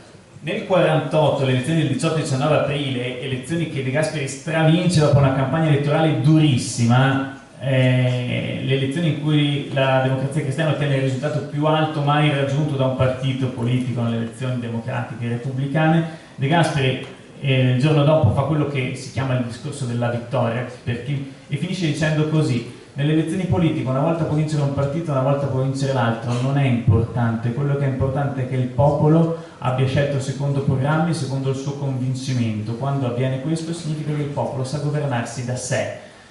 Non è andato sul poggiolo a levare i pugni al cielo, a dire li abbiamo sconfitti, abbiamo vinto noi. Ecco, quello è un momento di grande pedagogia civile. La politica non è un terreno di vittoria in cui si misura quanto siamo forti, ma è il luogo in cui si decide chi vogliamo essere collettivamente. Grazie direttore. Maria Pia, allora già mi ricordo anche l'orario sulle 12:22. Adesso sì, facciamo un paio di passaggi veloci, poi chiedo agli studenti e alle studentesse, come da tradizione, se qualcuno si è preparato qualche argomento, qualche domanda, può avvicinarsi pian piano e poi diamo spazio alle domande e alle risposte. Io conto molto sulle domande. No, la vedevo stimolata su una dimensione di spiritualità legata alla figura di Dio. Allora vorrei approfondire con lei questo aspetto. Intanto non si è potuto esimere da ricordare il rapporto con Pio XII in termini politici, quindi la laicità della politica da parte di un uomo di profondissima fede, un uomo che recitava il rosario, le preghiere tutti i giorni, aveva una figlia suora ed era stato portato alla politica da un sacerdote, però diceva: io posso impegnare me, la mia coscienza, la mia famiglia, mai la mia chiesa. Che insegnamento adesso di tutti quelli che tirano fuori il rosario, fanno vedere la Madonna e poi non c'è un atteggiamento personale pubblico che sia coerente. De Gasperi ha fatto politica, vorrei dire, a causa della fede, perché l'impegno verso il prossimo era una carità vissuta e quindi anche i sacrifici, anche quelli che ha subito in Vaticano, li metteva nel conto del cristiano che attraverso il sacrificio si purifica e non lo va a cercare. Il cristiano non cerca il martirio, però dà senso alle cose che capitano nella vita. E quindi questo è un modo poi per vivere la politica che ti consente di essere per fine vita, anche se hai un bel carattere, perché non diventi mai nemico, non sei mai nemico di nessuno, se sei un uomo che crede che l'altro è come te e merita il tuo atteggiamento per fare che insieme si faccia qualcosa di grande. In politica ha creduto alle coalizioni, invece recentemente adagio adagio siamo andati verso le leggi elettorali uninominali, per cui poi c'è la rissa. Voi sentite come si parla adesso tra politici, era lontanissimo da De Gasperi, ma anche gli altri, penso alla campagna elettorale del 48, ma anche a delle battaglie furiose nell'emiciclo, ma mai con la violenza verbale, con le cattive parole, con le parole volgari. Veemenza di cuore sì, ma le parole volgari mai, perché il rispetto della persona è proprio il rispetto dell'anima delle persone. Quindi la laicità è un corredo della capacità di vivere una spiritualità, perché non hai bisogno di esibirla, perché la vivi. Voi ragazzi, spero che dopo questi anni trascorsi qui portate via un po' questo messaggio. Qui credo che abbiano capito che avete bisogno più di testimonianze che di maestri. Del resto diceva anche Paolo VI. Paolo VI diceva: i giovani hanno bisogno di testimoni più che di maestri. Quindi io conto che l'essere stati qui in questa scuola per voi abbia significato anche questo. Poi c'è da dire che la politica, se è responsabilità, è perché ciascuno deve portare qualcosa dentro, ed è la partecipazione, citata prima anche da Riccardo, è faticosa. Partecipare vuol dire usare del tempo proprio e della famiglia, rinunciare a molte cose, ma la partecipazione ci rende cittadini. Chi non va a votare nega l'onore a se stesso di essere un cittadino. Questi hanno fatto di tutto per fare che avessimo il diritto al voto. Le ragazze qui presenti non sanno che cosa è stato per le donne la conquista del voto, erano diventate cittadine, prima erano inesistenti, anzi prima erano soggette ad una logica per cui in famiglia il sistema era quello che c'era fuori, il sistema fascista, la donna sottomessa, i figli sottomessi. Abbiamo dovuto aspettare fino al 75 a cancellare il fatto che ci fosse la patria potestà e la potestà maritale. E la democrazia cristiana di De Gasperi, poi hanno detto che erano anche gli altri partiti, ma il partito con Dostutto e De Gasperi il voto alle donne. E la Repubblica è merito delle donne, perché allora come oggi erano la maggioranza degli elettori. Quindi anche questo è un merito della Repubblica che ha visto lontano, ha visto che il protagonismo femminile era legato a una concezione di famiglia. Perché la chiamata cristiana? È un aggettivo pesante questo, perché c'erano stati valori coltivati con ben altra cultura. La famiglia fascista non è la famiglia dei cattolici e dei democratici. La patria fascista era la patria contro tutti, non la patria delle patrie, dei cittadini. Quindi l'idea di fondo verso la democrazia veniva anche da una concezione interiore, la libertà personale, la libertà religiosa, la libertà spirituale, è la prima delle libertà. Quindi per voi ragazzi, se potessi darvi un suggerimento, intanto a tutti in realtà, andate a votare, perché chi non vota dice a se stesso che conta di meno rispetto a quelli che vanno. La politica ci ha deluso, benissimo, votiamo perché ci ha deluso e vediamo di far capire. Anche una scheda bianca, ma dimostrare che siamo cittadini. Ai miei studenti dicevo, se non votate dite io sono cretino, perché gli altri che vanno contano più di voi. Quindi votate, scegliere chi volete, perché questa è la logica della democrazia. L'ha finita prima, adesso non voglio sbagliare i nomi. Allora, la democrazia attraverso il voto consente di cambiare. Se non si vota non si cambia mai, quindi è responsabilità anche nel far cambiare. Quindi votare, partecipare e sognare gli Stati Uniti d'Europa. Ragazzi, li potete fare voi, sognate e fateci sognare gli Stati Uniti d'Europa. La mattina di oggi ha già portato a casa un bel risultato, se sogneremo insieme. Grazie Valentina. Riccardo, flash, perché abbiamo davvero 2-3 minuti, poi i ragazzi che si sono preparati qualcosa ci raggiungano qui, in modo tale che, insomma, dai, 3 o 4 studenti, studentesse vengano a porre dei quesiti. Abbiamo parlato di giovani, ci sono dei giovani, sentiremo dei giovani. Cosa direbbe De Gasperi ai giovani? Cosa ha detto ai giovani? Che rapporto avrebbe oggigiorno con loro? Come te lo immagini? Ecco, facciamo un po' di...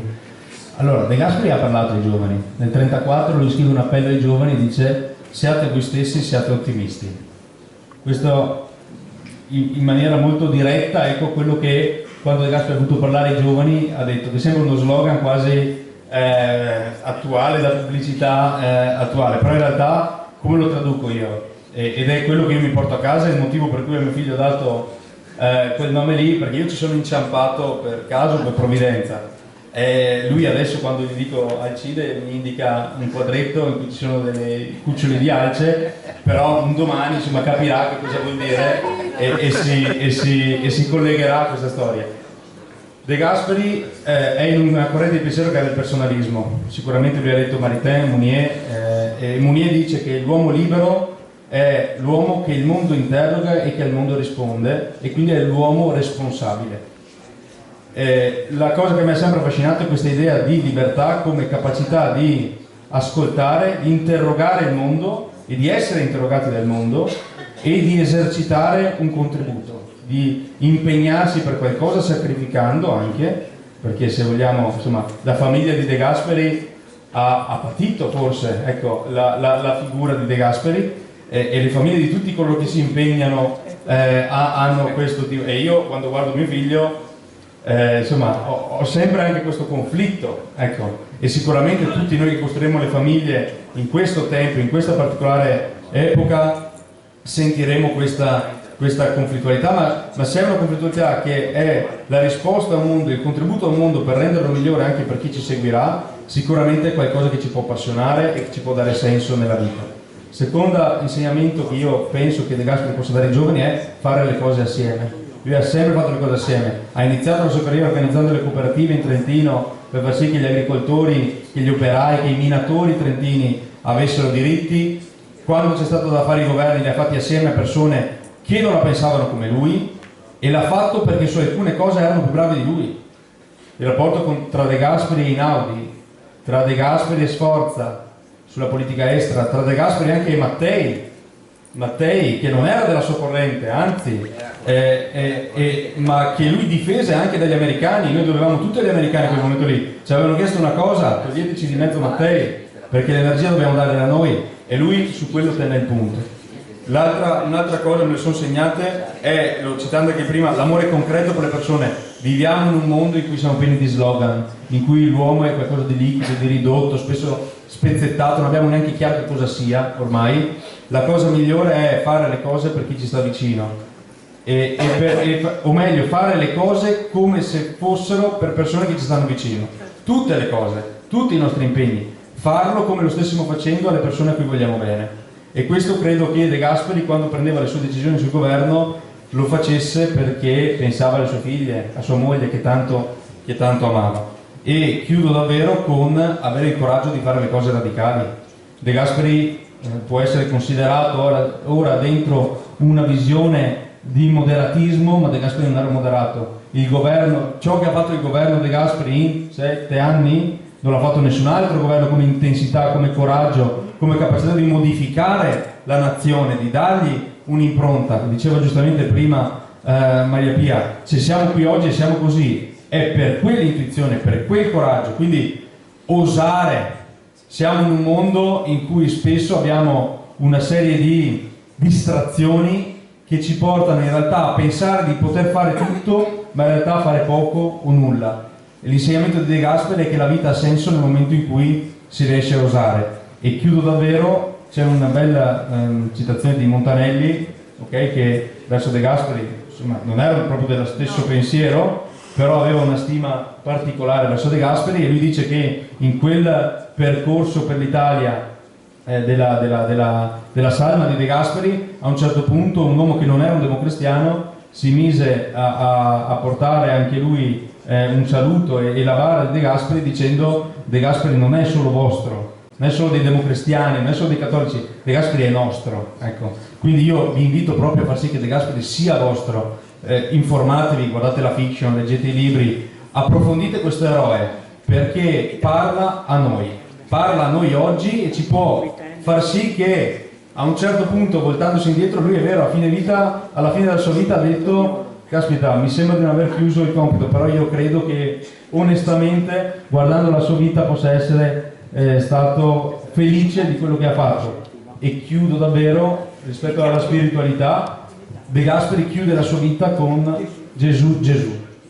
Quindi lui chiude la sua vita sorridendo ai suoi familiari e dicendo: Gesù. Ecco, io adesso mi stanno venendo anche i brividi, spero davvero insomma che una conclusione così possa essere una conclusione che anche nella mia vita, ok, possa guardare indietro e guardare a qualcosa di bello e di impegnato. E vi invito tutti ad avere questo orizzonte di assoluta e immensa bellezza nel costruire le vostre vite. Grazie Riccardo.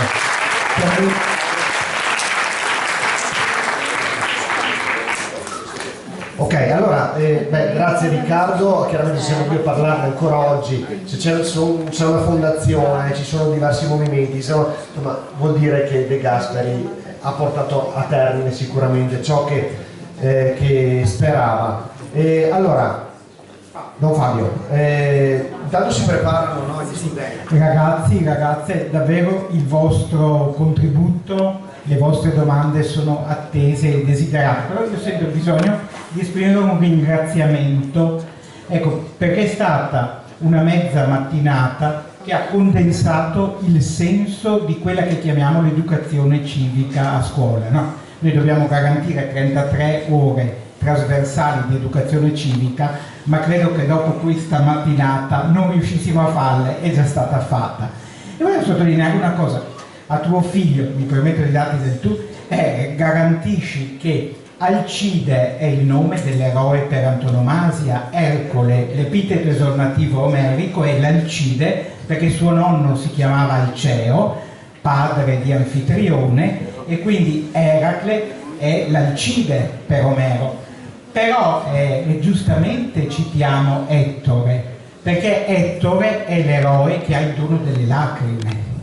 E quando parliamo di gentilezza, ecco, io ci tengo a dire che secondo me quando San Paolo nei suoi prescritti dice Eirene kai caris, no?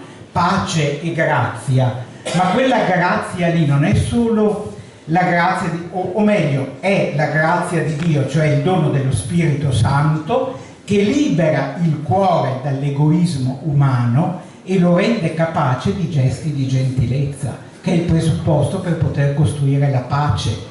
Quindi davvero è un augurio essere eroi, gentili e quindi capaci di costruire con la propria forza la pace. Ecco, grazie per queste sottolineature. E adesso la parola ai giovani. Ragazzi e ragazze, vi attendiamo. Grazie, Don Fabio, anche per queste parole. Dai, forza! Dai, su, non siate timidi, ogni anno abbiamo rispettato la tradizione, un paio di rappresentanti, dai, delle classi, forza! Mamma mia. Seda sul cuore era la cosa più preziosa che aveva, dopo, vedendo come vivevano le donne allora, era stata la sua libertà, aveva sopportato tutto, lei non aveva fatto la resistenza, aveva resistito come donna in famiglia, e quella scheda è stata la libertà. Pensate che cosa, mi commuove solo dirlo. C'è comunque una persona. Questo è un piccolo approfondimento per chiedere. Si faccia vedere. Così, piccolo approfondimento. Prima si era parlato della grande amnistia dopo la seconda guerra mondiale. Una cosa che volevo capire meglio anch'io personalmente. Il ruolo che questa amnistia ha avuto poi in quello che è stato diciamo la metabolizzazione successiva del fascismo in Italia. In che modo può essere giudicato il ruolo di De Gasperi rispetto a quello che è stato poi il fascismo, che ruolo ha avuto l'amnistia in quello che poi è stato il fascismo in Italia? Sì. Grazie. Prego, direttore. La domanda è una domanda molto seria, molto importante e diciamo in gran sintesi la contestualizzazione e De Gasperi, non solo De Gasperi, perché poi l'amnistia l'ha firmato gli atti, per cui diciamo i leader dei partiti del Comitato di Liberazione Nazionale, del primo governo di unità nazionale, si pongono il problema: l'Italia è stata fascista quasi tutta, non fino all'ultimo, ha avuto questo scatto di orgoglio di cui si parlava, che ci ha permesso a un certo punto di andare a Parigi senza essere solo uno Stato fascista. E però come andiamo avanti? Se andiamo avanti in qualche modo non superando, e prima è stata usata la parola fondamentale nell'ottica di De Gasperi, non entrando in una logica di perdono, che non significa, il perdono è una parola potente, non significa chiudere gli occhi sugli sbagli. De Gasperi diceva attenzione che velare gli errori del passato è un metodo antipedagogico e prima o poi se ne pagano i conti, però allo stesso tempo ricostruire un paese democratico senza chiudere o meglio, chiudendo i conti con una persecuzione interna a chi è stato, non si poteva ripartire. Lì il bene maggiore era provare a ripartire, non tanto piegarsi indietro su quel che è stato, ma cercare di essere diversi di lì in avanti. con scelte che sono state pesanti anche personalmente per De Gasperi, da vari punti di vista. Ho scoperto non tanti anni fa, per esempio, che la sua figlia più giovane, Paola, l'unica ancora viva, è sposata a uno degli eredi del filosofo Gentile, che viene ucciso a cose ormai fatte dai gruppi partigiani, che poi ottengono la medaglia al valore, e per cui De Gasperi si trova a firmare l'onorificenza per i carnefici dell'allora moroso della figlia. Insomma, in famiglia la cosa non fu felicissima. E ecco però l'idea a un certo punto che anche la giustizia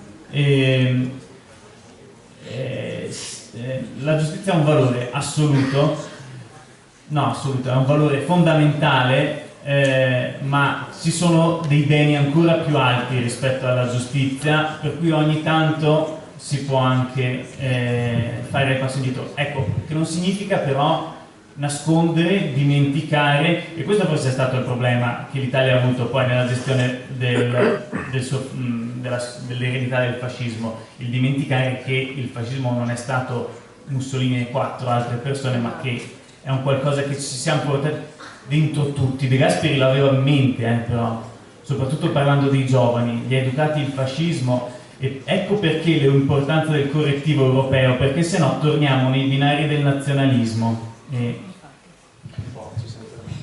Allora, avevo chiesto che rispondesse lui un po' dal punto di vista storico. Politicamente la Repubblica è incominciata con la Costituzione approvata da tutti i partiti tranne l'MSI, cioè tranne i fascisti. Quindi la difesa del popolo italiano, anche e nonostante l'amnistia, ma l'amnistia è stata pensata perché ci voleva, bisognava tenere il popolo italiano unito. Senza amnistia sarebbe stato difficile non far intervenire anche forze esterne, forse, a sostenere di nuovo una lotta interna. Quindi l'amnistia è stata un atto di lungimiranza, di amore per il sistema democratico e di sicurezza che attraverso la democrazia si potessero tenere a bada o comunque ricominciare un ragionamento anche con le giovani generazioni, utilizzando gli strumenti messi a disposizione della Costituzione. La Costituzione nostra è antifascista, non si può usare un altro aggettivo, è stata fatta solo dai padri e dalle madri costituenti, solo eletti democraticamente. Prima la consulta era qualcosa di meno solenne della Costituente. Nella Costituente c'erano anche 21 madri costituenti, ricordiamo anche le donne. Tina Anselmi è stata una staffetta partigiana ma non costituente, ma abbiamo avuto la Merlin, una grande donna che ha liberato le donne da un'altra schiavitù. E la Costituzione, applicandola faticosamente anche quella, perché alcune leggi attuative della Costituzione sono arrivate nel 63, nel 75, nel 78, però attraverso i parlamenti eletti democraticamente andavano avanti idee che hanno consentito di fare in modo che il Paese è arrivato fino ad oggi, prima con ancora l'MSI, oggi con Fratelli d'Italia, è un Paese però che non ha più al suo interno motivi di divisione di carattere ideologico forti come quelli che venivano dal ventennio. È stata un'operazione grande l'amnistia, e io ho usato la parola perdono perché l'amnistia, quando è vera, è così. È successo anche in Sudafrica ed è successo ogni volta che si è voluto chiudere una pagina dolorosa per fare che quella che incomincia sia almeno fondata su qualche cosa che diventa percepibile come positivo. Purtroppo ci sono stati anche eccidi e assassini dopo il 25 aprile, dopo il 46, ma sono stati isolati e stigmatizzati. De Gasperi e i suoi hanno impedito che continuasse una lotta. Il ministro della giustizia era Togliatti, un ministro che nel suo successivo governo De Gasperi non ha avuto il problema di non far entrare più, e De Gasperi chiedeva ai sinceri democratici di essere ugualmente antifascisti e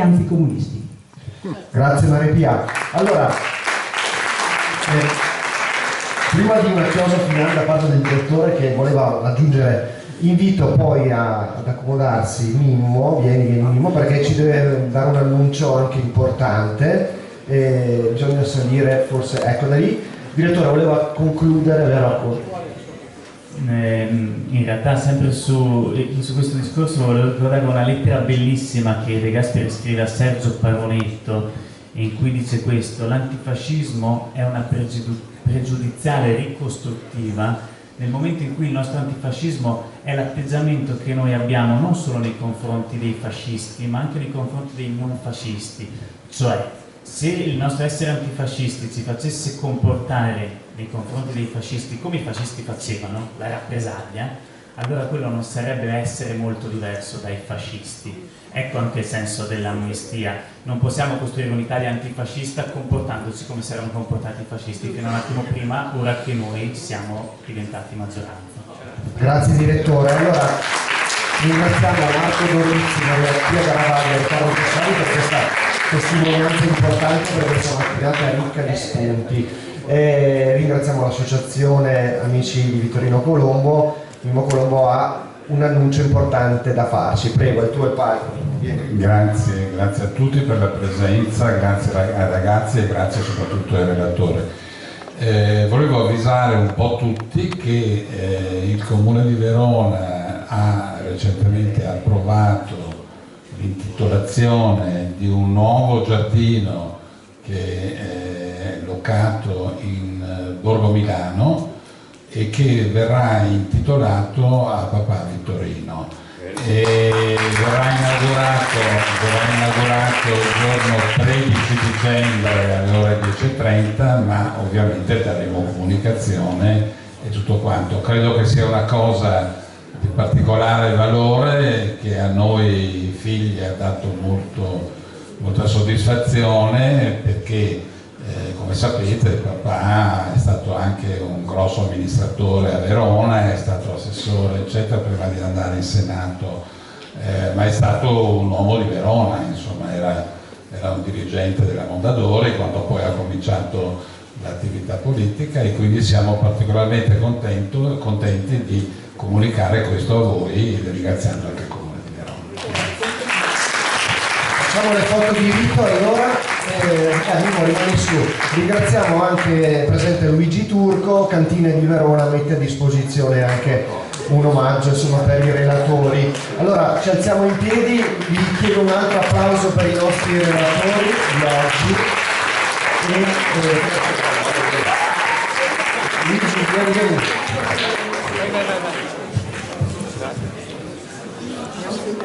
vieni. Giancarlo, venite anche Luigi. Aspettiamo anche, vieni Luigi, vieni. Carlo. Ci siamo tutti. Il preside non Fabio c'è ancora. Eccoci, dai. Qua. Vicino a Giancarlo. Ci stiamo tutti.